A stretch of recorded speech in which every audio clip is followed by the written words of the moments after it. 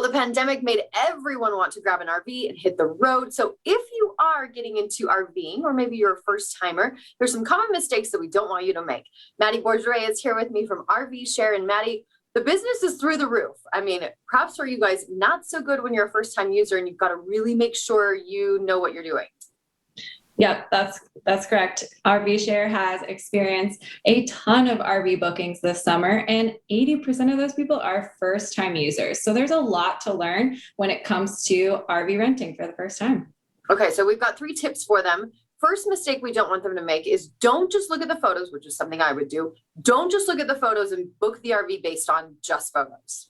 That's right. Yeah, there's listing full of information, and the photos definitely draw your eye, but you want to really dive deep into that listing and look at what the owner provides, if there's bedding, what there is in the kitchen. And then including the pricing, make sure you really understand how much the pricing is going to cost. It's all written out there for you, but just looking at the photos won't give you the full picture. So I definitely recommend reviewing that full listing or even contacting the owner if you have any questions before booking.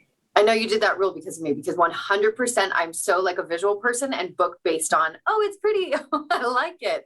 So really knowing what you're getting is probably really smart. So that leads us into the second tip, which is knowing those rental rules. Yes, rental rules are very important when booking an RV.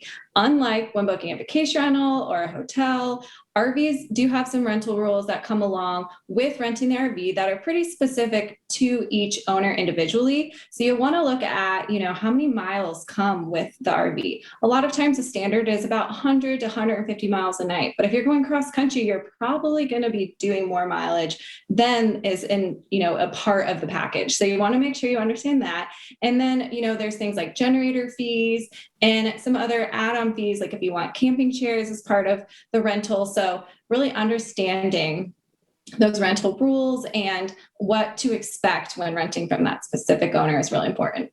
Yeah, that's a good one. Okay. And last but not least, back in the day, you could kind of just roll up to a campsite and park, but not anymore because it is so busy. If you don't book your campsite ahead of time or the proper size, you're going to be in trouble. Yes. So when booking an RV, you have to kind of put the puzzle pieces together.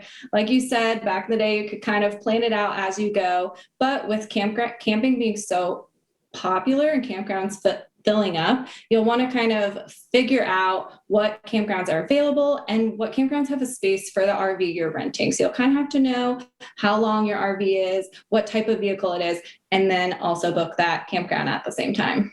Lots of good tips. Maddie, if they want to book an RV with you or read about all of this and become more familiar, where can they go for more info? You can visit us at rvshare.com. Great. Thanks so much, Maddie. We'll see you in a little bit. Thank you.